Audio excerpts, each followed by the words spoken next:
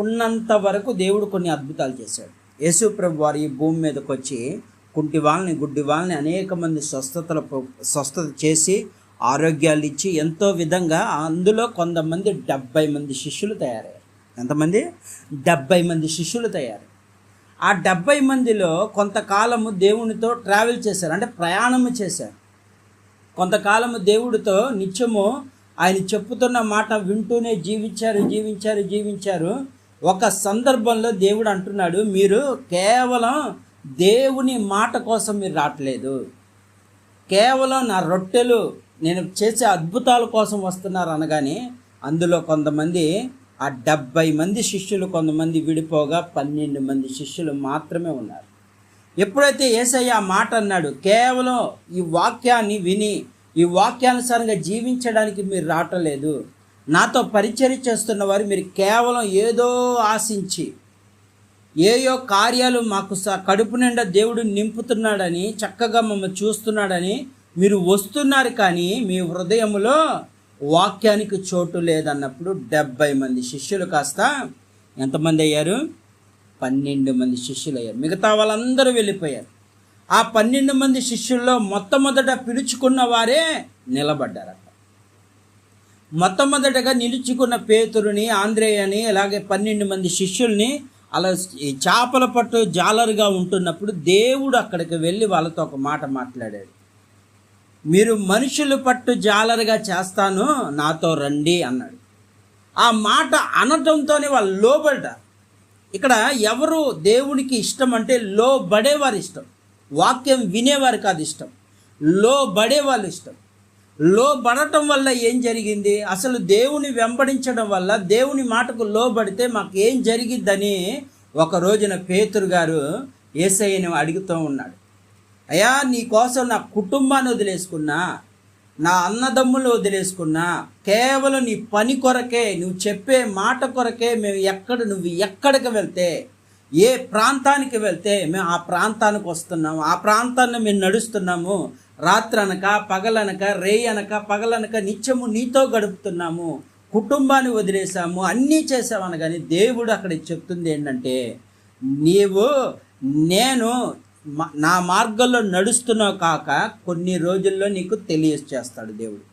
ఏమంటున్నాడు అక్కడ? కొన్ని రోజుల్లో నీకు తెలుస్తుంది అసలు నా మార్గం ఏంటి, నా మార్గంలో ఏం పొందుకుంటావు, నా మార్గంలో నడిస్తే నువ్వు ఏం జరిగిద్ది అన్నది దేవుడు అక్కడ నేర్పిస్తున్నాడు తన శిష్యులకి. అయితే దేవుడు ఎప్పుడైతే ఆ మాట అన్నాడో, పేతురు కానీ అక్కడున్న శిష్యులు కానీ మౌనంగా ఆశ్చర్యపడిపోయారు. యేసు ప్రభువాన్ని వెంపడిస్తూ ఉంటే గుడ్డి వాళ్ళు, కుంటి వాళ్ళందరూ స్వస్థతలు పొందుకుంటున్నారు. అద్భుతంగా దేవుడు అనేక పరిచర్య అద్భుతంగా జరుగుతుంది. కానీ కొంత లోకములోకి వెళ్ళిపోతున్నారు తన శిష్యులు. ఎప్పుడైతే లోకల్లోకి వెళ్ళిపోతున్నారో, లోకాచర్లకు వెళ్ళిపోతున్నారో, దేవుడు వాళ్ళనే సాన పెట్టాలనుకున్నాడు. అందుకే దేవుడు ఏం చేశాడంటే, నా నామంలో వెళ్ళి ప్రార్థన చేయండి, నా నామంలో ఏ రోగులకు నేను ఇప్పుడు దాకా చేశా కదా, ఇప్పుడు దాకా నేను చేసినవన్నీ మీరు చూశారు కదా, అదే విధంగా మీరు వెళ్ళి ప్రార్థన చేయండి అని పంపించినప్పుడు శిష్యులు భయపడుతూ ఉన్నారు. పేతురుని అంటున్నాడు, భయపడద్దు, మాట్లాడేది నువ్వు కాదు, నేను నీతో మాట్లాడతాను, నువ్వు వెళ్ళి అందరికీ చెయ్యి అనగానే కొంతమంది స్వస్థపరిచారు, కానీ కొంతమందిని స్వస్థపరచలేకపోయారు. అప్పుడు యేసు ప్రభు వారి దగ్గరకు మళ్ళీ, నీ శిష్యుల వల్ల కాలేదయ్యా, ఇదిగో ఈ రోగిని బాగు చేయడం వీళ్ళ వల్ల కాలేదంటే, అప్పుడు ఏం చేశారు? అక్కడ దేవుడు అక్కడ ఏం చేశాడో ఒక కార్యము చేసిన తర్వాత వాళ్ళ ఆశ్చర్యం వేసింది. నేను ఆయన నామంలో ప్రార్థన చేసిన ఇన్ని అద్భుతాలు జరుగుతున్న దేవుడు మాకు ఎందుకు ఈ విషయంలో ఓడిపోయామంటే, అక్కడ కొన్ని విషయాలు నేర్పి, ఉపవాస ప్రార్థన వల్ల ఏదైనా సాధ్యమవుతుంది. నీవు ఉపవాస ప్రార్థన ద్వారా, అంటే ఉపవాస ప్రార్థన ఎలా చేయాలి, ప్రార్థన ఎలా చేయాలి, ప్రార్థనలో ఎలా పెనుగులాడాలి అన్నీ తన శిష్యులకు నేర్పిన తర్వాత యేసు ప్రభు వారు ఒక మాట అంటూ ఉంటారు, అయ్యా నేను వెళ్ళే సమయం వచ్చింది, ఇక నేను నా పరిచర్యను నీ చేతికి అప్పగిస్తున్నా, ఇక నేను వెళ్ళాల్సిన సమయం ఏర్పడింది. అందరి కోసం ఈ లోకానికి వచ్చి తన ప్రజలందరినీ రక్షణలోకి నడిపించడానికి నా పని నేను సంపూర్తిగా 3.5 సంవత్సరాలు ఆయన పరిచర్య చేశాడు. 3.5 సంవత్సరాలు పరిచర్య చేసిన ప్రతి ఒక్కరిని నేను రక్షించగలిగాను. కానీ ఇక నేను వెళ్తున్నాను, ఈ బాధ్యత ఆ శిష్యుల మీద పెట్టాడు. ఇక నువ్వే కార్యం చేయాలి, ఇక ముందుకు సాగాలి అన్నప్పుడు ఇక్కడ శిష్యులు ఏం చేశారు? యేసు ప్రభు వారు ఎప్పుడైతే చనిపోయారో ఇక మళ్ళీ వారి జీవితం ఏమైందంటే దేవుని పని వదిలిపెట్టి, దేవుడు చెప్పిన మాటను వదిలిపెట్టి వాళ్ళ సొంత పనులకు వెళ్ళిపోయారు. మళ్ళీ ఎక్కడికి వెళ్ళిపోయారు? సొంత పనులకు వెళ్ళిపోయారు. అంటే ఇక్కడ దేవుడు ఏం చెప్తున్నాడంటే, ఈ లోకంలో కష్టం కన్నా ఇక ఒక ఆత్మను రక్షించడం అంటే ఎంతో ప్రసవ వేదన కలిగిందని దేవుడు చెప్తున్నాడు. ఈ రోజున నేను మీకు తోడున్నాను, నేను వెళ్ళిపోతున్నాను, ఇంకా రక్షించబడాల్సిన చాలామంది ఉన్నారు, కనుక మీరు వెళ్ళి సువార్త ప్రకటించండి అని వాళ్ళు చెప్తే, యేసు ప్రభు వారు ఎప్పుడైతే చనిపోయారో ఆయన తిరిగి లేచాడని తెలిసినా కూడా వీళ్ళు ఏం చేశారు? దేవుని పని చేయకుండా సొంత పని చేయటం మొదలుపెట్టారు. అప్పుడు ఈ సొంత పనులు చేస్తూ ఉండగా దేవుడు వాళ్ళకి ప్రత్యక్షమై వాళ్ళకి దేవుని బోధను మళ్ళీ నేర్పించాడు. ఇదిగో నేను 40 దినాలు మీ దగ్గర ఉండబోతున్నా, ఈ 40 దినాలు నేను చెప్పినట్లుగా మీరు జీవించండి. రానున్న దినాలు దుర్దినాలు. ఈ లోకంలో కష్టపడి నీ కుటుంబం పోషించుకొని అది ఇది చేసుకుంటే సరిపోదు. ఎందుకంటే మళ్ళీ నేను మళ్ళీ రాబోతున్నప్పుడు నా పిల్లలందరూ పరిశుద్ధంగా ఉండాలి. కనుక మీకు ఒక బాధ్యతను అప్పచెప్పాను. ఇక్కడున్న ప్రజలందరినీ మార్చే బాధ్యత, ఇక్కడున్న కుటుంబాన్ని మార్చే బాధ్యత, ఈ దేశాన్ని మార్చే బాధ్యత మీకే చెప్తున్నాను. ప్రతి ఒక్కరూ తండ్రి వైపు తిరిగేలాగా మీరు మార్చండి అన్నాడు. సువార్తను ప్రకటించండి అన్నాడు. సువార్తను ప్రకటించకపోతే మీకు శ్రమ కలిగిద్ది అన్నాడు. ఎప్పుడైతే ఆ మాట చెప్పడం మొదలుపెట్టాడో, ఎప్పుడైతే యేసయ్య ఆరోహణ అయిపోయినప్పుడు ఈ 12 మంది శిష్యులు ఇక ముందుకు సాగటం మొదలుపెట్టారు. ఎప్పుడైతే తండ్రి మాటకు వాళ్ళు లోబడి నడవటం మొదలు పెడుతూ ఉన్నారో, అనేకమైన యేసు ప్రభు వారు చేసిన కార్యముల కంటే ఎక్కువగా చేసినట్లుగా అపోస్తల కార్యంలో ఉంది. దేవుడు 3.5 సంవత్సరాలే సువార్త ప్రకటిస్తే వీళ్ళు చనిపోయేంతవరకు, వారికి మరణము సంభవించేంత వరకు నిరంతరము కొన్ని దేశాలు నలుదిక్కుల దేవుని సువార్తను ప్రకటించిన వారుగా, అనేక మంది శిష్యులుగా మార్చిన వారుగా ఈ లేఖనాలు తెలియపరచబడుతున్నాయి. ఈ రోజున దేవుని వాక్యం వింటున్న ప్రియ దేవుని బిడ్డ, కాబట్టి అతని వాక్యం అంగీకరించి బాప్తీసం పొందిన దినము ఇంచుమించు 3,000 మంది చేరారంట. ఎన్ని వేల మంది? పేతురు గారు ఒక వాక్యము చెప్పడం మొదలుపెట్టిన తర్వాత వాళ్ళ రక్షణ పొందుకున్న వారు 3,000 మంది. సువార్త ప్రకటించాలి. దేవుని స్వరూపంలో చెక్కుకున్న ప్రియ దేవుని బిడ్డ, దేవుడు నీకు దర్శనం ఇస్తుంటే నిర్లక్ష్యము చేయవద్దు. ఎక్కడ చూసినా గడియలు సమీపిస్తున్నాయి, ఎటు చూసినా దేవుడు రాకడ గురించి చెప్పబడుతున్నాయి, న్యూస్లో కానీ ఎక్కడైనా చెప్పబడుతున్నాయి. నీ విలువ నీకు తెలియదు. దేవుడు చెప్తున్నాడు, నిన్ను విలువ పెట్టుకొన్నాడు.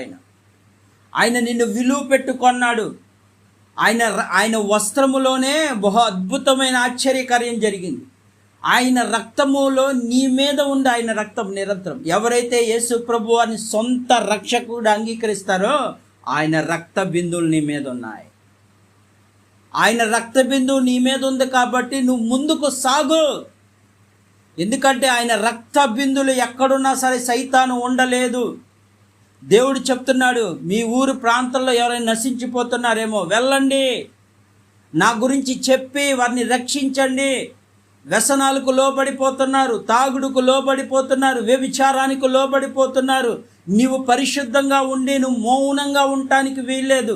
ఆనాడు పెంతుకోస్తు దినములో ఎప్పుడైతే 12 మంది శిష్యులు మేడగదిలో ప్రార్థన చేయటం మొదలు పెట్టారో, దేవుని ఆత్మ వాళ్ళ మీద బలంగా దిగి వచ్చింది. వాళ్ళ నాలుకల మీద దేవుని ఆత్మ బలంగా దిగి వచ్చినప్పుడు వాళ్ళ మౌనంగా ఉండలేదు. ఈరోజు అయ్యా నాకు దేవుని ఆత్మ నా మీద కుమ్మరింపబడుతుంది. అయితే కుమ్మరించబడితే నువ్వేం చేస్తున్నావు? దేవుని గురించి చెప్పగలుగుతున్నావా? మౌనంగా ఉన్నావా? ఈరోజు దేవుడు ప్రశ్నిస్తున్నాడు. ఇదిగో పేతురు గారు ఎప్పుడైతే ఒక్క మాట చెప్పడం మొదలుపెట్టాడో 3,000 మంది రక్షించబడ్డారంట. ఎంతటి మార్పు జరిగిందంటే, ఆది సంఘము ఏర్పడతాను మొట్టమొదటి సంఘముగా ఏర్పడింది ఎవరికంటే పేతురు గారికే. దేవుడు చెప్పాడు, నీవు సిమోనుగా ఉంటున్న నేను పేతురు అని పిలువబడుతున్నా, ఎందుకంటే నీ రాయి మీద నా సంఘాన్ని నిలబెడతానన్నాడు. మొట్టమొదటి సంఘము, మొట్టమొదటి ఆది సంఘము ఏర్పరచబడింది పేతురు గారే. పేతురు గారు 3 సార్లు యేసు ప్రభువారు తెలియదని అబద్ధమాడినా పశ్చాత్తాపడి నూతన మనసును పొందుకొని ధైర్యము తెచ్చుకొని దేవుడు నాకు తోడై ఉన్నాడని ముందుకు సాగిన సంఘం అది. ఆ సంఘములో ఏం జరిగింది? ఇంచుమించు 3,000 మంది. అయితే ఆ 3,000 మంది రక్షించబడిన తర్వాత ఏం జరిగిందో కూడా దేవుని వాక్యంలో రాయబడింది. అప్పుడు ప్రతి వాణి తర్వాత ఏం జరిగింది? వీరు అపోస్తుల బోధయందు, సావాసమందు, రొట్టె విరిచేటందు, ప్రార్థన చేయటందు ఎడతెగక ఉన్నారు. ఎవరైతే దేవుని మందిరానికి వెళ్తున్నారో, దైవజనులు వాక్యం చెప్తున్నారో, ఆ వాక్యం విని వదిలిపెట్టొద్దు. ఆయన చెప్తున్న ప్రార్థన చేయాలి. ఇదే ఇక్కడ జరుగుతుంది. ఆ రోజున 3,000 మంది ఏం చేశారంటే దేవుని స్తుతించడం మొదలుపెట్టారు. ఎడతెగక అంటే ప్రతిరోజు. రొట్టె విరిచేటి యందు అంటే ఆయన రక్తమును, ఆయన శరీరాన్ని పుచ్చుకున్న సమయము, ఏ రోజైనా సరే, ఉదయము ఏ సమయమైనా సరే రోజు ప్రార్థన జరుగుతూనే ఉందంట. అలా జరుగుతూ ఏం జరిగింది అక్కడ? ఇంకొక కార్యం జరిగింది. మరి ఏం చేశారో చూద్దాం. అది అప్పుడు ప్రతి వానికి భయము కలిగెను.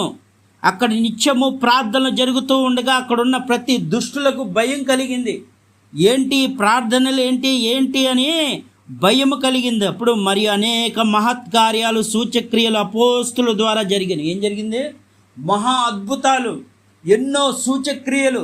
ఎంతోమంది రోగిష్ఠులను తీసుకొచ్చారు. పేతురు గారు ఆయన నీడ పడుతుంటే స్వస్థతలు, ఎన్నో అద్భుతాలు జరుగుతూ ఉన్నాయి, ఎన్నో ఆశ్చర్య కార్యాలు జరుగుతున్నాయి, దయ్యాలు వెళ్ళిపోతున్నాయి. ఇలాంటి మహత్కార్యాలు చూసి అక్కడున్న దేశము, అక్కడున్న ప్రజలు వణికిపోయారు, భయపడిపోయారు. ఇంకేం చేశారు? అక్కడ విశ్వసించిన వారు ఏకముగా కూడి తమ కలిగిందంట సమృష్టిగా కొనిరి. ఏమంటున్నారు? అక్కడ చాలామంది విశ్వసించారు. 3,000 మందికి పైగా విశ్వసిస్తున్నారు, దేవుని నమ్మారు అంట.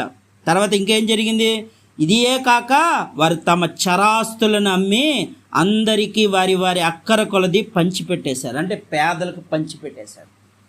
ఈ డబ్బు ధనం మాకు శాశ్వతం కాదు, ఇవి మమ్మల్ని పరలోకం తీసుకెళ్ళలేవు అని ఆ 3,000 మంది రక్షించబడిన వారు ఏం చేశారు? ఆస్తులన్నీ అమ్మేసి ఆస్తులన్నీ దేవునికి సన్నిధానానికి దారాదత్తలం చేశారు. దేవుని ఇక ఏమీ వాళ్ళ పని ఏంటో కూడా ఇంకోటి మాట రాయబడింది. ఏమని రాయబడిందో చూద్దాం. మరియు వారొక్క ఏక మనుషులే ప్రతి దినము దేవాలయంలో తప్పక కూడుకొనుచు, ప్రతిరోజు దేవుని సన్నిధానంలో కనపడు, ఇంటింట రొట్టె విరుచుచు దేవుని స్తుతించు ప్రజలందరి వలన దయ పొందిరి.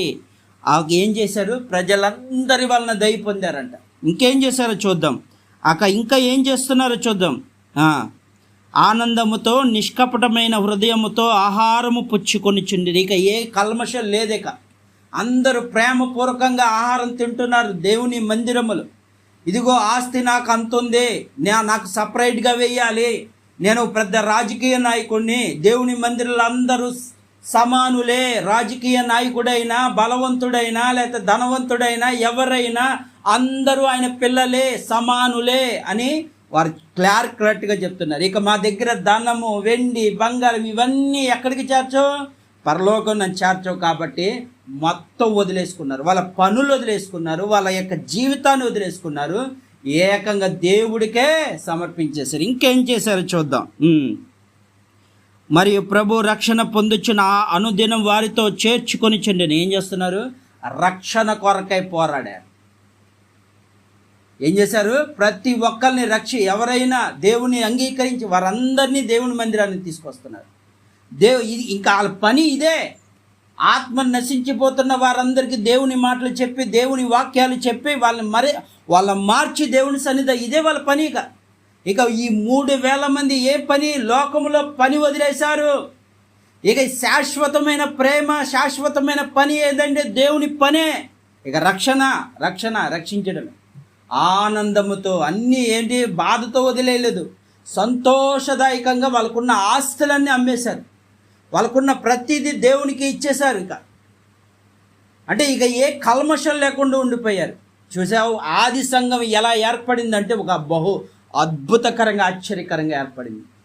ఈరోజు దేవుడు ఏమని చెప్తున్నాడంటే ఆస్తులు కూడా అమ్మేశారంట. ఎంత వాళ్ళకున్నదంతా అమ్మేసి దేవుని సన్నిధానానికి ఇచ్చేశారు, దేవుని మందిరములకు ఇచ్చేశారు.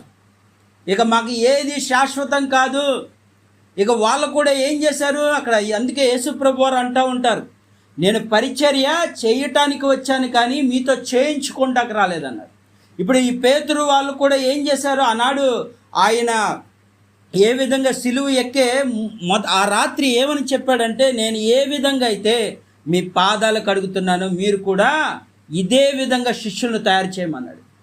ఇదే విధంగా మీరు కూడా ఎలాగే జీవించావు. ఇప్పుడు ఏం చేశారు, ఈ సంఘము కాస్త బహు శిష్యరకం అయిపోయింది మొత్తం. ఇక దేవుని పని తప్ప ఇక లోకంలో పని వీళ్ళకి లేదు. ఇక ఎవరైనా నశించిపోతున్నారా వాళ్ళ దగ్గరికి వెళ్ళి దేవుని మాటలు చెప్పి దేవుని సన్నిధానానికి నడిపించడమే. ఇలా ఇంచుమించు 3000 కాస్త ఇంకెంతో మందిని ఆనందంగా దేవుని మందిరాన్ని నడిపించారు. ఈరోజు దేవుడు చెప్తున్నాడు, ఈరోజు నువ్వు ఒక్కదాని వెళ్తున్నావా, నీ మిగతా వాళ్ళందరూ వదిలేసి వెళ్తున్నావా? నువ్వు వెళ్తే నీ భర్త రాడు, భర్త వెళ్తే భార్య రాదు. ఏంటో మరి ఈ రోజున కుటుంబం అంతా విచ్ఛిన్నం అయిపోతుంది. అందరం కలిసి దేవుని మందిరానికి వెళ్ళలేకపోతున్నారు. కనీసం నీ ఇరుగు పొరుగు వారు ఎవరైనా కష్టాల్లో ఉంటే దేవుడి గురించి చెప్పి దేవుని మందిరానికి నడిపించలేకపోతారు. కానీ ఇక్కడ ఆది సంఘం ఏం చేసిందంటే సమస్తాన్ని పోగొట్టుకుంది. ఏ వెండి మాకు అవసరం లేదు, ఏ బంగారం మాకు అవసరం లేదు, ఏ ఆస్తులు మాకు అవసరం, మాకు దేవుడే కావాలి, మాకు దేవునితోనే ఉండాలి, దేవునితోనే గడపాలి, ఆయన ఆశను నేను తీర్చాలి. ఈ సంఘం ఏమని అయిందంటే బహు అద్భుతమైన సంఘంగా ఏర్పడింది. ఈరోజు దేవుని వాక్యం సెలవిస్తుంది, ప్రియ దేవుని బిడ్డ, దేవుడు నిన్ను ఊరికనే ఏదో భూమి మీద ఉంచాడంటే ఏదో ఊరికనే ఉంచాడు అనుకుంటున్నావు. ఒక్కసారి నీ హృదయ పరిశీలన చేసుకో. నీ కుటుంబంలో ఎంతమంది నశించిపోతున్నారు, వారందరికీ దేవుని గురించి చెప్పి నడిపించే బాధ్యత నీపై ఉంది. నువ్వు ఈ భూమి మీద ఉన్నాను, అయ్యో నేను ఆరోగ్యం ఇస్తున్నాడు, ఆరోగ్యం ఆయుష్ అన్నీ ఇస్తున్నాడు అంటే నువ్వేదో అనుకుంటున్నావు. దేవుడు ఎందుకు ఇస్తున్నాడంటే నీకు ఆరోగ్యం ఆయుష్ తన పని కొరకే. నాకు ఈ బలాన్ని ఇస్తున్నాడంటే దేవుని పని కొరకే. కానీ నువ్వేం చేస్తున్నావు, ఈ లోకంలో ఉన్న కష్టం, అమ్మో ఆ శ్రమలన్నీ. అందుకే ఏమంటాడంటే అన్యజనుల వల్ల చింతపడద్దు, నా దగ్గర అలాంటి ఆశలు వేయొద్దు అన్నాడు దేవుడు.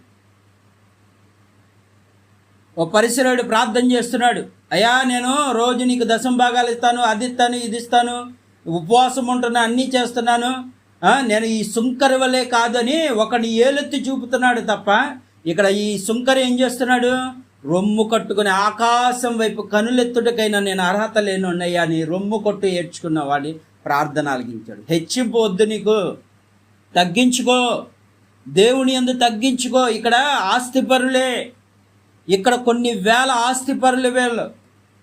కొర్నీలు అనే ఒక సైన్యాధిపతి దగ్గర ఉన్న ఈ సైన్యం అంతా కొన్ని ఆస్తిపరులు వీళ్ళందరూ. అయినా సరే దేవుని కోసం మొత్తం అమ్మేశారు, దేవుని కోసం సమస్తం ఆయనకి అప్పగించారు, ఆయన పని కొరకే వాడారు. కానీ ఏమయ్యారు, వాళ్ళకేమైనా అప్పుడు ఏమైనా ఇదైందా, వాళ్ళ ఆకలి కరువు ఏమైనా వచ్చిందా? దేవుడు ఏమంటున్నాడు అక్కడ ఆనందముతో నిష్కపట హృదయముతో ఆహారము పుచ్చు, అంటే దేవుడు సమృద్ధిగా ఇస్తున్నాడు. ఈరోజు దేవుడు చెప్తున్నాడు, ప్రియ దేవుని బిడ్డ, నువ్వు ఎంత కష్టపడి రాత్రి పగలు కష్టపడిన చెమట ఓర్చిన ఆ ధనమంతా నీరు కారిపోతుంది అంతే. దేవుడు చెప్పాడు అంతే. ప్రసంగి కూడా అదే చెప్తున్నాడు, సూర్యుడి కింద నాకు అంత వ్యర్థంగానే కనపడుతుంది అన్నాడు. ఏమి ఇంత పొద్దున్న నుంచి సాయంత్రం వరకు ప్రయాసపడుతున్నారు, కానీ ఆ ధనము వాళ్ళ చేతిలోకి వస్తే సాయంత్రానికి ఏమైపోతుంది, ఖర్చు చేసేస్తున్నారు. లోకల్లో వ్యసనాలకు ఖర్చు చేసేస్తున్నారు. లేదంటే భయంకరమైన వ్యాధులు రావడంతో అది హాస్పిటల్కి వెళ్ళి ఇలా కష్టపడిన శ్రమ అంతా ఏమైంది, చిల్లు పడిన సంచిలో వేయబడుతుంది అంటున్నారు. ఈరోజు దేవుడు చెప్తున్నాడు, ప్రియ దేవుని బిడ్డ, నువ్వు దేవుని పని చేయడం కొరకు ఈ లోకానికి వచ్చావంట.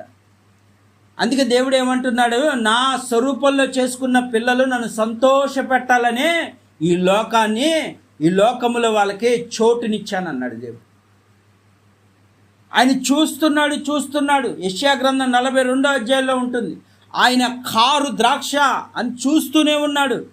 ఇదిగో ఈ ద్రాక్ష ఫలం ఏమైనా పండింది, మంచి రుచికరంగా ఉంటుందని దానికి చేదే ఏర్పడుతుంది.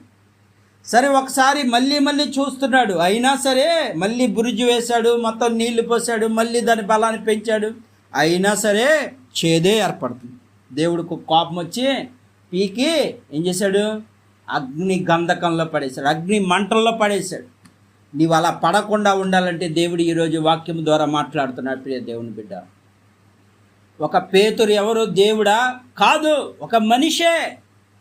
దేవుని మాటకు లోబడ్డాడు. దేవుని వాక్యానుసారంగా జీవించడం మొదలు పెడుతున్న తర్వాత ఇది చాలా విచిత్రం. ఏంటంటే పేతురు యొక్క నీడ పడుతుంటే స్వస్థతలు రావడం ఏంటి?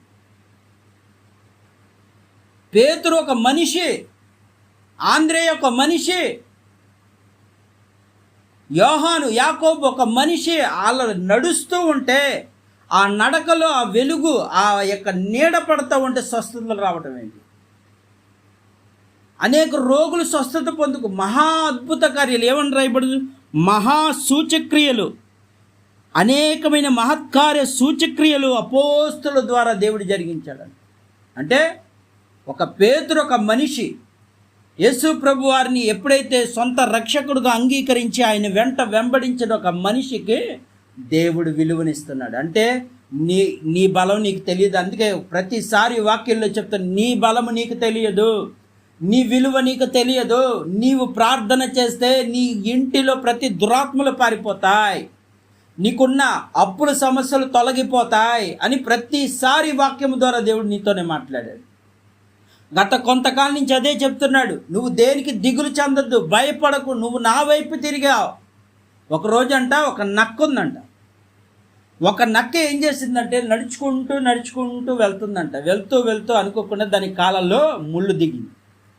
సరే ముళ్ళు దిగకసారి అది చాలా వేదన కడిగి ఇక నడవలేక మొదలు పెడతా ఉంటే దూరం నుండి ఒక సింహం చూసిందంట. దూరం నుండి సింహం చూసింది, కానీ ఈ నక్క పట్టించుకోకుండా మెల్లగా నడుస్తూ ఉంది. ఈ సింహము కూడా 4 అడుగులు నక్క వెనకాల నడుస్తూ వస్తుందంట. వస్తూ ఉండగానే ఈ నక్క ఎప్పుడైతే తల ఎత్తి పైకి చూస్తే అనేక జంతువులు పారిపోతున్నాయి. ఏనుగులు పారిపోతున్నాయి, ఏ భయంకరమైన జంతువులు, తోడేలు, ఇవన్నీ పారిపోతున్నాయి. అసలు ఈ నక్క నడుస్తూ ఉన్నప్పుడు, సింహం వెనకాల నడుస్తూ ఉన్నప్పుడు అన్నీ పారిపోతాండి. ఈ నక్క అనుకుంటుందంట, ఆహా నన్ను చూసి ఏంటి ఎంతమంది పారిపోతున్నారు, ఏంటి నేను అంత గొప్పగా కనబడుతున్నానా, అంత బలంగా నేను కనబడుతున్నానా, ఈ ముళ్ళు దిగటం వల్ల నాకు ఇంత బలం వచ్చిందా అని అనుకుంటుందంట నక్క. కానీ ఈ సింహం కూడా ఏం చేస్తుంది? మెల్లగా నడుస్తుంది తప్ప అటాక్ చేయట్లేదు, అంటే తను చంపట్లేదు, కేవలం నడుస్తూ దాని వెనకాలే నడుస్తూ ఉంది. అప్పుడు అటు ఇటు చూసుకున్న తర్వాత వెనక్కి తిరిగి చూస్తే సింహం ఉంది. సింహం ఉండగానే నక్క వణికిపోతుంది, గజ వణికిపోతుంది. అప్పుడు సింహం అంటుంది, భయపడకు, నీకు తోడై ఉన్నా నేను, భయపడకు, నీకు తోడుగా నేను వస్తా అంటుంది. ఈ నక్కకు భయం వేసింది. ఎందుకంటే ఈ సింహము దూరం నుంచి చూడగానే ఆ నక్క వ్యవస్థ చూసి, ఆ గాయం ఎప్పుడైతే తగిలిందో అది నడిచే నడక చూసి, అయ్యో ఇది బలహీనంగా ఉంది కాబట్టి దీన్ని ఏదైనా చంపేస్తుందని చెప్పి ఈ సింహం సహాయం చేయడానికి వచ్చిందంట. ఆ సింహం ఇప్పుడు నువ్వు బలహీనంగా ఉంటే ఏ తోడేలు వచ్చి నిన్ను చంపేస్తుందని చెప్పి నీ వెంట నేను వచ్చాను అన్నాడు. ఎప్పుడైతే అది వెంట రావటం మొదలు పెట్టాననగానే ఈ నక్కకు కూడా ఒక ధైర్యం వచ్చేసింది. నా వెనకాల సింహము రాజు ఉన్నాడు. అదే ఈరోజు చెప్తున్నాడు దేవుడు, నీ వెనకాల నువ్వు ఎప్పుడైతే నీవు కష్టాల్లో బాధల్లో ఎప్పుడైతే నువ్వు నలుగుతూ ఉన్నప్పుడు దేవుడు చూశాడో అప్పుడు ఆయన నీ వెంట ఉన్నాడు. గ్రహించు. నువ్వు అనుకుంటావు నాకు ఏంటి శ్రమలు, ఏంటి నీకు ఇబ్బందులు ఉంటాయి, కానీ నిన్ను దరిదాపు నీ వైపు రావటానికి కూడా భయపడు. ఎందుకంటే యూదా గోత్రపు సింహం నీ వెనకాల ఉన్నాడు. రాజులకు రాజు, ప్రభువుల ప్రభు నీ వెనకాల ఉన్నాడు. ధైర్యంగా ముందుకు వెళ్ళు. నీవు ఏ గాయము తగిలినా నిన్ను ఎక్కడ చంపేస్తావని చెప్పి నిత్యము కాపలా కాసే యూదా గోత్రపు సింహం నీ మధ్యన ఉంది.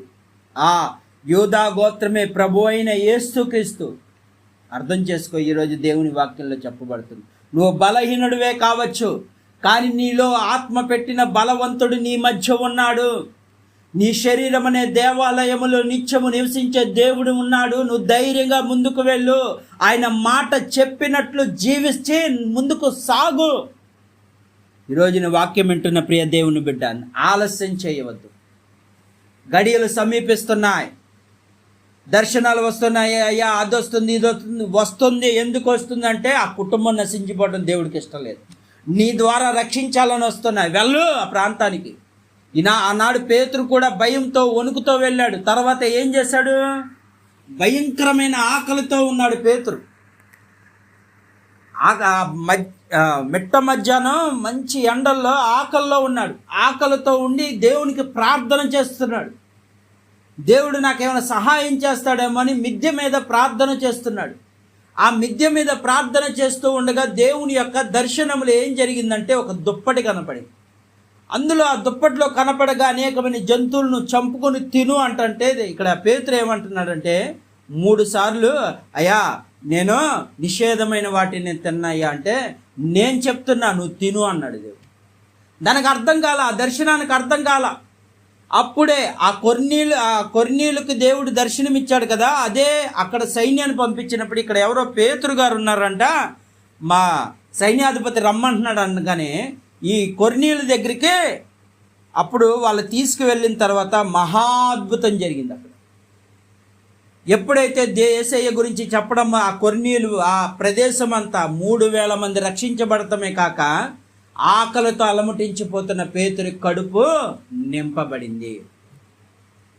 ఈరోజు దేవుని వాక్యములో ప్రియ దేవుని, నువ్వు ఆకలితో అలమటించడం దేవునికి ఇష్టం లేదు. కానీ నువ్వు లోకల్లో కష్టపడి ప్రయాసపడి తినిందంతా నీకు వ్యర్థమే. దేవుడిచ్చే శ్రేష్టమైన ఆహారం ఒకటి ఉంది, ఆత్మీయుల సావాసం. ఆనందంతో దేవుని మందిరంలో తినే సావాసం ఇవ్వాలని దేవుడు ఆశపడతా ఉంటే ఎప్పుడు చూసినా నాకు ఇది లేదు అది లేదు. వద్దు, దేవుడు చెప్తున్నాడు నువ్వు నా పని చేయి, నేను నీకు సర్వమును ఇస్తా. ఊహించు వాటికి నన్ను గణపరచువాన్ని నేను గణపరుస్తానన్నాడు. ఈరోజు నా దర్శనాలు కనబడుతున్న దేవుని సావాసం చేస్తున్నా ఏమాత్రం ఇదిగో నిర్లక్ష్యం చేసేస్తున్నారు. దేవుడు అదే చెప్తున్నాడు, నువ్వు అలా ఉండటానికి వీల్లేదు. ఈ మధ్యాహ్న కాల సమయంలో దేవుడు నీతోనే మాట్లాడుతున్నాడు. ప్రియ దేవుని బిడ్డ, నీ హృదయాన్ని సరిచేసుకునే మాటలు ఈరోజు దేవుడు చెప్తున్నాడు. మారిపో. ఈరోజు నా వాక్యము ద్వారా పరిశుద్ధాత్మ దేవుడు ఏమని 3000 మంది అన్నీ వదిలేసుకున్నారు. త్యాగభరితమైన జీవితము జీవించు. దేవుని కోసం నువ్వు నిలబడు.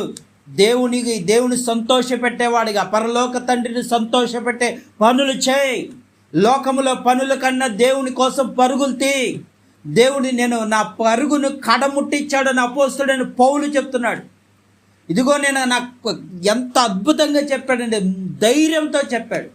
నా పరుగుని నేను కడముట్టించదను అన్నాడు. మరి నీ పరుగు ఎక్కడి దాకా వెళ్తుంది? ఒక్కసారి ఆలోచించే ప్రియ దేవుని, ఈ మధ్యాహ్న కాల సమయంలో దేవుడు చెప్తున్నాడు. ఈరోజు మేము ఉండొచ్చు ఉండకపోవచ్చు, కానీ దేవుడు చెప్తున్న మాట శాశ్వతం. పేతురు చనిపోయి ఎన్నో సంవత్సరాలు అయింది. ఈరోజు కూడా ఇదిగో పేతురు గారిని, పౌలు గారిని, ఇక 12 మంది శిష్యులను జ్ఞాపకం చేసుకుంటున్నామంటే ఇదిగో దేవుణ్ణి వాళ్ళు గణపరిచారు. అందుకే ఇన్ని దేశాలు దేవుని గురించి తెలుసుకున్నందుకు ఈ రోజున అందరూ ఏం చేస్తున్నారు? ఇక్కడ దేవుడు వాళ్ళకి సింహాసనము దగ్గర ఏం చేశాడు? 12 గుమ్మాలుగా వాళ్ళ పేర్లు నిలబెట్టేశాడు. మరి దేవుడు పరలోకంలో 12 గుమ్మాలుగా వాళ్ళ పేర్లు నిలబెట్టాడు. అంటే దేవుణ్ణి నువ్వు ప్రేమిస్తే దేవుడు నీకేం చేస్తాడంటే ఇదే చేస్తాడు.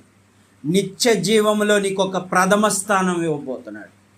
నిత్య జీవములో 30 పట్టణాల రాజ్యదానములో ఉన్న ఆ రాజ్యములో నీకు స్థానం ఇవ్వబోతున్నాడు. దేవుడు చేసే కార్యాలు కంటికి కనపడ, హృదయానికి గోచరం కాదు. నిన్ను ఈ అందుకే దేవుడు ఏమంటున్నాడు? ఈ లోకములోదంతా డిస్ట్రాయిడ్, మొత్తం అంతా ఏమైపోద్ది? నాశనం అయిపోద్ది. ఈ లోకంలో ఏది నువ్వు ఆశించొద్దు. నువ్వు ఏది ఆశించాలంటే పరలోకములో ఏం కావాలన్నది అది ఆశించు. దేవుడి సావాసములో ఎలా ఉండాలి, దేవదూతలతో ఎలా గడపాలి, వారితో ఎలా పేతురు గారు కనపడితే దావీదు వాళ్ళతో ఎలా జీవించాలో నేర్పించని ఆ పరలోక సంబంధించిన వాటి కోసం నువ్వు ఆలోచన చేయాలి. ఈరోజు దేవుడు చెప్తున్నాడు నువ్వు అలా జీవిస్తావని. దేవుడి మధ్యాహ్న కాల సమయంలో నీతో మాట్లాడుతున్నాడు ప్రియ దేవుని బిడ్డ. అలా జీవించమని దేవుడు ఖచ్చితంగా చెప్తున్నాడు.